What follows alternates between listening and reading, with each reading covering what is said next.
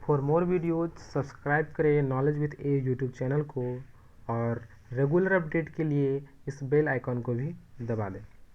तो चलिए इस टॉपिक में हम पढ़ेंगे भारत की अफवाह तंत्र के बारे में। तो ये पार्ट 1 है और भी पूरे भारत के जितने भी अफवाह तंत्र हैं वो सारे इस वीडियो के माध्यम से क्लियर करेंगे। ठीक है, तो ये पार्ट 1 है। तो भारत की अफवाह तंत्र को हम 2 भागों में पढ़ेंगे, जिसमें से पहला भाग में होगा हिमालयी अफवाह तंत्र। ठीक है, पहला भाग हिमालय अफवाह तंत्र और दूसरा भाग प्रायद्वीपीय अफवाह तंत्र को। ये बेसिक है, शुरू से यदि इसको समझे जाएंगे तो नदी जितने हैं, भारत की नदियाँ जितनी हैं वो आसानी से क्लियर हो जाएंगे। तो हम हिमालय अफवाह तंत्र के तहत या फिर हिमालय अफवाह तंत्र में हम बेसिकली 3 नदियों का डिस्कस करेंगे, जिसमें से सिंधु नदी तंत्र होगा और गंगा नदी तंत्र होगा और ब्रह्मपुत्र नदी तंत्र होंगे। तो इस वीडियो में हम सिर्फ सिंधु नदी तंत्र के बारे में डिस्कस करेंगे। नेक्स्ट वीडियो में हम गंगा नदी तंत्र, उसके बाद तीसरा वीडियो में ब्रह्मपुत्र नदी तंत्र। इसी प्रकार हम सारे भारत की नदियों को कंप्लीट करने की कोशिश करेंगे। और प्रायद्वीपीय अफवाह तंत्र में जैसे कि उन नदियाँ आती हैं जो साउथर्न इंडिया में हो, मतलब जो साउथ की तरफ जो भारत है, साउथ भारत है, उधर की जितनी नदियाँ हैं वो प्रायद्वीपीय अफवाह तंत्र की नदियाँ कहलाती हैं। ठीक है, जैसे कि नर्मदा, ताप्ती, महानदी, गोदावरी, कृष्णा, कावेरी इत्यादि नदियाँ जो हैं वो प्रायद्वीपीय भारत की अफवाह तंत्र हैं। ठीक है, तो हम इसमें क्लियर करेंगे। तो सिंधु नदी तंत्र जानने से पहले हम यहाँ समझेंगे कुछ नदी से रिलेटेड कुछ इंपॉर्टेंट पॉइंट्स, जैसे कि डेल्टा क्या होता है, एस्चुरी क्या होता है, इस चीज़ को समझेंगे। तो डेल्टा को पहले समझते हैं। तो डेल्टा किसे कहेंगे? तो डेल्टा कहने का मतलब है कि जो नदियाँ होती है, ठीक है, जो नदियाँ होती है, कोई भी नदी का एंड पॉइंट कहाँ होता है? तो किसी भी नदी का जो एंडिंग पॉइंट होता है वो लास्ट समुद्र में जाके मिल जाती है। ठीक है, कोई भी नदियाँ हैं लास्ट उसका समुद्र में जाके मिल जाती है। या छोटी नदियाँ होती है तो बड़ी नदियों के साथ मिल जाती है। ठीक है, और बड़ी नदियाँ अंततः लास्ट में जाकर के समुद्र में ही मिल जाती हैं। तो जैसे कि इस नदी का यदि यहाँ पे देख रहे होंगे ये रिवर, इस नदी का मेन धारा है। ठीक है, मेन धारा जो है सो समुद्र में मिलने से पहले, ठीक है, कई छोटे छोटे और भी डिस्ट्रीब्यूटरी, मतलब और भी छोटी छोटी धाराओं में विभाजित हो जाती है। ठीक है, और अपने द्वारा जो नदी है, अपने द्वारा बहा करके लाई हुई जो मिट्टी है वो नदी में, समुद्र में मिलने से पहले समुद्र के ही किनारे छोड़ देती है। उसे हम लोग डेल्टा कहते हैं। जैसे कि ये पॉइंट देख रहे हैं, इसको हम दूसरे कलर से कलर कर देते हैं ताकि समझने में आसानी हो। ठीक है, तो ये कलर जो देख रहे हैं, ये कलर हमारा डेल्टा कहलाएगा। यहाँ देख रहे होंगे, यहाँ पे है, यहाँ पे है, ये सारे डेल्टा कहलाते हैं। ठीक है, अब हम एस्चुरी को समझते हैं। तो एस्चुरी क्या होगा? तो एस्चुरी सेम वैसा ही है, लेकिन इसमें क्या है कि ये डेल्टा का निर्माण नहीं करता है। एस्चुरी जो है तो हमारा डेल्टा का निर्माण नहीं करता है। जो नदी का मेन धारा होता है वो डायरेक्ट समुद्र में आकर मिल जाती है, उसे एस्चुरी कहते हैं। या उस पार्ट को जहाँ नदी मिल रही है समुद्र में, उस जगह को हम लोग एस्चुरी कहते हैं। तो आई होप क्लियर हो चुका होगा। ठीक है, तो आगे देखते हैं सिंधु नदी तंत्र को। ठीक है, तो सिंधु नदी तंत्र में हमें मेनली 5 नदियों को डिस्कस करेंगे। ठीक है, 5 रिवर्स हैं, उसको हम लोग डिस्कस करेंगे। तो इसमें हम देखेंगे कि पहला हम लोग डिस्कस करने वाले हैं झेलम रिवर के बारे में। ठीक है, चिनाब रिवर के बारे में, रावी के बारे में, ब्यास के बारे में और सतलज के बारे में। ये जो 5 नदियाँ हैं हम इसके बारे में भी डिस्कस करेंगे इसमें, इंडस रिवर सिस्टम के। ठीक है, तो हम सबसे पहले जानेंगे कि अच्छा चलिए इसमें बेसिकली मैप में देख लेते हैं। ठीक है, कि मैप में इंडस रिवर्स कहाँ है, झेलम क्या है, ये सारी चीज़ देख लेते हैं। उसके बाद पार्ट बाय पार्ट करके हम लोग डिस्कस करेंगे आगे नदियों के बारे में। यहाँ से सारी नदियाँ जैसे आप देख पा रहे होंगे इस मैप में कि यहाँ से जो सिंधु नदी है, तो सिंधु नदी जो है तो चीन से निकलती है और भारत पाकिस्तान होते हुए अरब सागर में जाके मिल जाती है। ठीक है, और जो झेलम रिवर जो है, तो झेलम रिवर जो जम्मू कश्मीर से निकलती है और ये चिनाब में आकर के मिल जाती है। ठीक है, तो झेलम रिवर जो है तो ये वुलर झील में प्रवेश करती है। ठीक है, और वुलर झील से होते हुए, वुलर झील से निकल करके ये चेनाब रिवर में जाकर के मिलती है। ठीक है ना, उसके बाद चेनाब रिवर जो है तो चेनाब हिमाचल प्रदेश से निकलती है और डायरेक्ट ये जो है सो इंडस रिवर में जाकर मिलती है, मतलब सिंधु नदी में जाकर मिल जाती है। ठीक है, उसके बाद जो रावी है वो रावी भी हिमाचल प्रदेश से निकलती है और या चिनाब रिवर में जाकर मिल जाती है। ठीक है, और ब्यास ब्यास रिवर जो है सो हिमाचल प्रदेश से निकलती है और या सतलज रिवर में जाकर मिल जाती है। उसके बाद जो सतलज रिवर जो है वो सतलज रिवर चाइना से निकलता है और भारत पाकिस्तान होते हुए यह जो है सो चेनाब में जाकर मिलता है, और यहाँ से ये नदियाँ जो है पांचों नदियाँ एक साथ मिलती है, जिसे पंचनद नदी कहते हैं यहाँ पे। ठीक है, मिथनकोट में मिथनकोट मिथन मिथन ठीक है, मिथनकोट में ये सारे नदियाँ एक साथ मिलती है और यहाँ से 45 किलोमीटर, ठीक है, एक साथ बहते हुए, ठीक है, 45 किलोमीटर एक साथ बहते हुए इंडस रिवर में जाकर के मिल जाती है। तो चलिए अब देखते हैं सिंधु नदी तंत्र का। ठीक है, तो सबसे पहले सिंधु नदी का उद्गम स्थल देखते हैं। तो सिंधु नदी का जो उद्गम स्थल है वो पड़ता है मानसरोवर झील। ठीक है, मानसरोवर झील पड़ता है जो कि तिब्बत में है। बेसिकली 1951 में क्या हुआ था कि चीन ने तिब्बत को अपने कंट्रोल में ले लिया था। ठीक ना, जो कि आज तक चीन के ही कंट्रोल में तिब्बत है। ठीक है, तो इसका उद्गम स्थल हो गया मानसरोवर झील। तो मानसरोवर झील यहाँ से निकल करके यह जो है सबसे पहले भारत में एंट्री करता है। जो भारत का जो राज्य लद्दाख है वहाँ पे जाता है और वहाँ से गिलगित बलूचिस्तान होते हुए पाकिस्तान के दर्दिस्तान में ये एंट्री करता है और यहाँ से यह अरब सागर में मिल जाता है। ठीक है, अरब सागर में मिलने से पहले यह नदी जो है से कराची के आसपास बहुत बड़ी डेल्टा का निर्माण करता है। ठीक है, इसकी टोटल लंबाई की बात करें, तो इसकी टोटल लंबाई जो है से 2880 किलोमीटर पड़ता है। और बेसिकली यदि देखा जाए कि इंडिया में इसका कितने लेंथ है, कितना लंबी बहती है इंडिया में, तो इंडिया में 1114 किलोमीटर लंबा इसका पड़ता है या इतना बहता है इंडिया में। ठीक है, तो आई होप ये चीज़ क्लियर हो गया होगा। ठीक है, थोड़ा सा हम आगे देखते हैं कि इसके कुछ इंपॉर्टेंट पॉइंट्स, जैसे कि भारत का जो नाम पड़ा भारत, वह किससे पड़ा है। तो ये भारत का जो नाम पड़ा है वो सिंधु नदी से ही मिला है इसका नाम भारत। ठीक है, और आप लोग ने सुन रखा होगा कि सिंधु घाटी सभ्यता, या पढ़े होंगे सिंधु घाटी सभ्यता। तो सिंधु घाटी सभ्यता जो है तो इसका भी विकास जो हुआ है तो इसी नदी के आसपास हुआ है। यहाँ से बहुत ही इंपॉर्टेंट है VVI, इस चीज़ को आप देख लीजिएगा या फिर आप नोट आउट कर लीजिए कि कौन सी नदी दाएं तरफ से आकर मिलती है सिंधु में और कौन सी नदी बाएं तरफ से आकर के मिलती है सिंधु में। इस चीज़ को जरा सा नोट कर लीजिएगा। ठीक है, तो यहाँ पे देख रहे होंगे कि बाएं तरफ से मिलने वाली नदियाँ हैं। तो पहले नदियाँ जैसे कि सतलज हो गया, ब्यास हो गया, रावी, चेनाब, झेलम, ये सारे जो नदियाँ हैं, ठीक है, इनके सामूहिक रूप को पंचनद कहते हैं। ठीक है, ये सारे जो नदियाँ जो हैं ये सिंधु में बाईं तरफ से आके मिलती है। ठीक है, अब हम देखते हैं सिंधु से दाईं तरफ से मिलने वाली नदियाँ, जैसे कि अफगानिस्तान से जो नदियाँ आती है, पाकिस्तान से जो नदियाँ निकलती है, वो सारे नदियाँ जो हैं से दाईं तरफ आकर मिलती है सिंधु के। ठीक है, तो उसमें से एक नदी जैसे कि नदियाँ हैं श्योक नदी, ठीक है, काबुल, कुर्रम और गोमल। ठीक है, ये सारे नदियाँ जो हैं सो सिंधु की दाएं तरफ आके मिलती है। बहुत सारी नदियां हैं लेकिन हम जो मुख्य नदी है, जो इंपॉर्टेंट नदियां हैं, उसके बारे में सिर्फ हम डिस्कस किए हैं इसमें।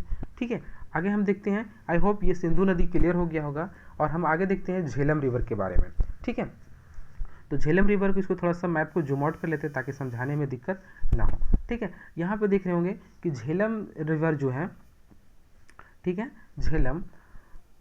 तो झेलम रिवर का जो उद्गम स्थल है, ठीक है, तो झेलम रिवर का जो उद्गम स्थल है वो जम्मू कश्मीर घाटी है। ठीक है, कौन सा है, तो जम्मू कश्मीर घाटी, जो कि यहाँ पड़ रहा है, देख रहे होंगे। तो जम्मू कश्मीर घाटी के शेषनाग या बैरीनाग, ठीक है, शेषनाग या बैरीनाग है जो कि यहाँ पड़ा, जैसे कि रेड पॉइंट अब दिख रहा होगा, वहाँ पड़ता है। ठीक है, वहाँ से इसका उद्गम स्थल है। ठीक है, और इसका मुहाना देखें तो इसका मुहाना जो है वो चिनाब रिवर में है। ठीक है, कौन से रिवर में, तो चिनाब रिवर में। ये जो आपका रिवर है ये झेलम है। ठीक है, झेलम रिवर, ठीक ना।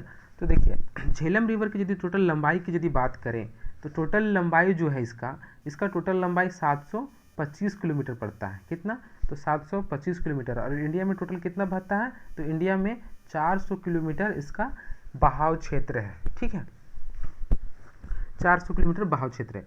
भारत और पाकिस्तान के बीच, यहाँ पे इंपॉर्टेंट चीज़ है, इसको नोट डाउन कर लीजिएगा कि भारत और पाकिस्तान के बीच यह नदी 170 किलोमीटर का सीमा सीमा रेखा का निर्धारण करता है। आप यहाँ जो देख रहे हैं इस लाइन को, यहाँ पे ये 170 किलोमीटर का सीमा रेखा का निर्धारण करता है। ये इंपॉर्टेंट बात है, इसको आप ध्यान में रखिएगा। ठीक है, इस नदी को जम्मू कश्मीर में एक और नाम से जानते हैं, जिसका नाम है इस नदी का वित्सता। ठीक है, क्या नाम है? वित्सता। ठीक है, जिसको जम्मू कश्मीर में इस नदी को वित्सता कहते हैं। ठीक है, कुछ इंपॉर्टेंट पॉइंट है, देख लीजिए यहाँ पे। झेलम उत्तर भारत और पूर्वी पाकिस्तान में बहने वाली नदी है। ये भारत और पाकिस्तान में ही बहती है नदी है, बहने वाली नदियाँ हैं। ठीक है, जैसे कि आपको बताएं पहले, सिंधु नदी जो था वो चाइना से भी था, भारत में भी था और पाकिस्तान में, मतलब तीनों देश में बहता था। लेकिन झेलम रिवर जो है ये सिर्फ दो ही में, भारत और पाकिस्तान में बहता है, क्योंकि झेलम, इसका उद्गम स्थल जो है झेलम का, वो आपका जम्मू कश्मीर पड़ता है। ठीक ना, तो यहाँ पे अब आई होप ये चीज़ आपको क्लियर हो गया होगा। तो ये जो रिवर झेलम जो है वो पाकिस्तान के झांग के निकट चिनाब रिवर में जाकर मिल जाती है। ठीक ना, चलिए अब आगे देखते हैं चिनाब रिवर के बारे में। ठीक है, जो कि बहुत इंपॉर्टेंट रिवर है, इसको भी जूम आउट कर लेते हैं थोड़ा। देखिए, चिनाब रिवर का जो उद्गम स्थल है, यहाँ पे चिनाब रिवर का जो उद्गम स्थल है, देख रहे होंगे यहाँ पे चिनाब रिवर, ये उद्गम स्थल है। ठीक है, रेड डॉट। ठीक ना, तो इसका जो है जास्कर यानी हिमाचल प्रदेश में जास्कर रेंज के लाहुल स्पीति भाग में, ठीक है, बारालाचा दर्रे या फिर K12 दर्रे, ठीक है, K12 दर्रे, बारालाचा दर्रा या फिर K12 दर्रा से निकलती है। ठीक है, और इसका मुहाना कहाँ है? तो इसका मुहाना डायरेक्ट है सिंधु रिवर में। ठीक है, मतलब सिंधु नदी में इसका डायरेक्ट मुहाना पड़ता है। ठीक है, जो कि पाकिस्तान में जाकर के मिल जाती है। इसका टोटल लंबाई की यदि बात करें तो इसका टोटल लंबाई है 960 किलोमीटर। कितना है? तो 960 किलोमीटर। ठीक है, यहाँ से कुछ इंपॉर्टेंट पॉइंट है, इसको ज़रा गौर से सुनिएगा। ठीक है, जैसे कि हिमाचल प्रदेश में इसकी दो सहायक नदियाँ हैं, चंद्रा तथा भागा। ठीक है, इसकी दो सहायक नदियाँ हैं, जैसे कि आप यहाँ देख रहे होंगे। ठीक है, इसको कलर थोड़ा चेंज कर लेते हैं, ग्रीन। अब देख रहे होंगे कि यहाँ पे नदी जो है और यहाँ पे जो नदी है, दो नदियाँ जो हैं, जो जिसे चंद्रा तथा भागा कहते हैं। ठीक है, चंद्रा तथा भागा दो सहायक नदियाँ हैं, इसलिए इसे हिमाचल प्रदेश में चंद्रा भागा के नाम से भी जाना जाता है। तो कौन से रिवर को हिमाचल प्रदेश में चंद्रा भागा के नाम से जाना जाता है? तो हो गया आपका चेनाब का। ठीक है, इसे चंद्रा भागा के नाम से भी जाना जाता है। ठीक है, आगे हम देखते हैं रावी रिवर के बारे में। ठीक है, तो रावी के बारे में देखते हैं। तो रावी का जो उद्गम स्थल है, रावी नदी का जो उद्गम स्थल है, आप यहाँ देख रहे होंगे, ये रावी। ठीक है, ये रावी नदी का जो उद्गम स्थल है, ये हिमाचल प्रदेश में रोहतांग दर्रे के पास कुल्लू पहाड़ियों में रावी का स्रोत है। मतलब कुल्लू पहाड़ियों से निकलती है और ये इसका मुहाना जो है सो चिनाब रिवर में जाकर के मिल जाता है। ठीक है, टोटल लंबाई की यदि बात करें तो इसका जो टोटल लंबाई जो है वो 725 किलोमीटर है इसका टोटल लंबाई।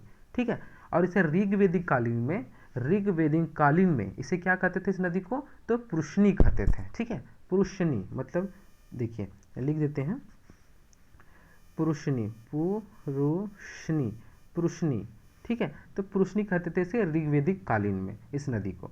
ठीक है, कुछ इंपॉर्टेंट पॉइंट है यहाँ देख लीजिएगा, जैसे कि इसका उद्गम स्थल अभी कुल्लू पहाड़ियों के बीच बताएं। ठीक है ना, और ये जो है नदी पाकिस्तानी पंजाब में, यानी पाकिस्तान का जो पंजाब है वहाँ रंगपुर से थोड़ा ऊपर चिनाब में जाकर के ये मिल जाती है। ठीक है, उसके बाद हम देखेंगे यहाँ पे ब्यास नदी। यहाँ से काफ़ी इंपॉर्टेंट हो जाता है, क्योंकि यहाँ भी एक ऐसी नदी है ब्यास नदी जो केवल भारत में बहती है। सिंधु नदी तंत्र में ब्यास नदी एक ऐसी नदी है जो कम्प्लीटली भारत में ही बहती है।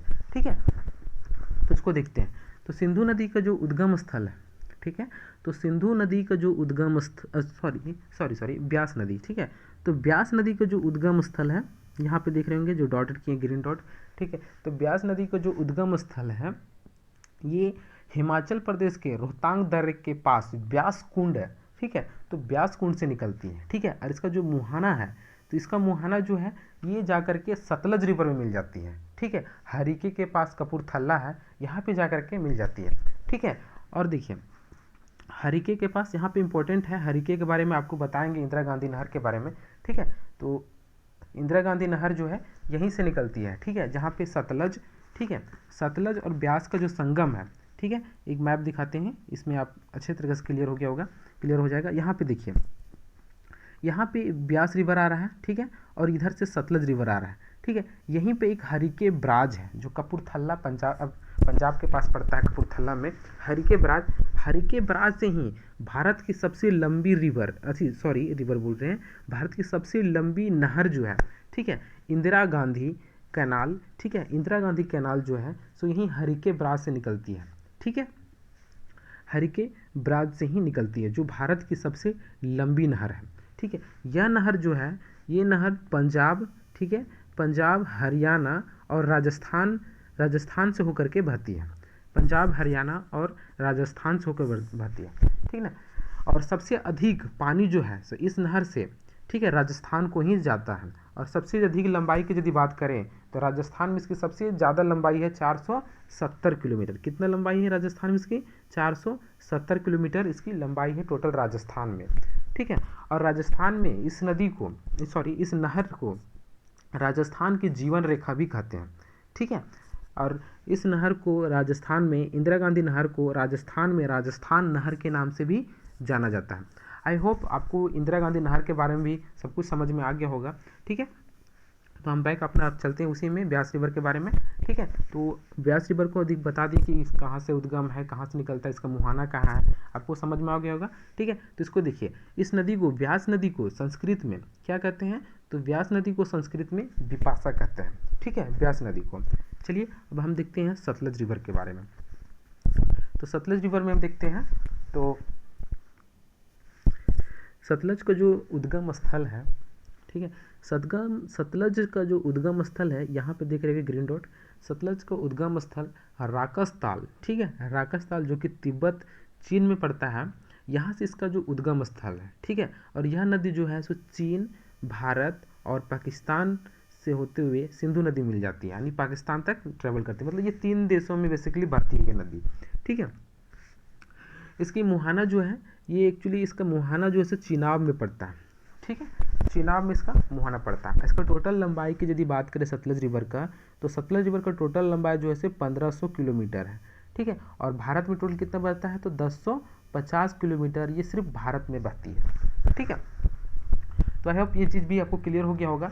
इससे सतलज रिवर से कुछ इंपॉर्टेंट पॉइंट है, उसको जरा सुनिएगा अच्छे तरीके से, ठीक है। जैसे कि दुनिया का सबसे ऊंचा ग्रेविटेशनल बांध, ठीक है, ग्रेविटेशनल बांध जो कि भाखड़ा नांगल बांध है, ये सतलज रिवर पे ही है। कौन सी रिवर पे है? तो ये सतलज रिवर पे ही भाखड़ा नांगल बांध सतलज रिवर पे।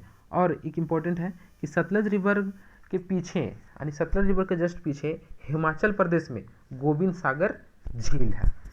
तो है इतना कुछ आपको सब कुछ क्लियर हो गया होगा। और आपको बताते हैं कि यहाँ से जो हुआ था भारत और पाकिस्तान के बीच सिंधु जल समझौता, जो कि 19 सितंबर 1960 के दोनों देशों के बीच हुआ था, ठीक है। इसके अनुसार भारत अपने पानी का कुल निर्वहन का केवल 20% ही उपयोग कर सकता है। जैसे कि जो भारत की जो, यानी कि जो भारत से जो नदियाँ निकलती है, जैसे कि सिंधु हो गया, ठीक है, झेलम हो गया, चिनाब हो गया, इन नदियों का जो पानी जो है सो भारत केवल 20% ही उपयोग कर सकता है, ठीक है। बाकी जो पानी है, जितनी भी नदियां हैं उसका 80% भारत उपयोग कर सकता है। जैसे कि आपका ब्यास हो गया, सतलज हो गया, रावी हो गया, इन नदियों का पानी है जो है भारत 80% यूज कर सकता है। और जो सिंधु हो गया, चिनाब, झेलम हो गया, उन नदियों का पानी का केवल 20% भाग ही भारत यूज कर सकता है, 80% भाग पाकिस्तान यूज कर सकता है। तो thank you for watching. I hope ये वीडियो आपको काफ़ी अच्छा लगा होगा, और यदि आपको अच्छा लगा तो अपने दोस्तों पे भी शेयर करें और अपने दोस्तों को भी बताएं। Thank you.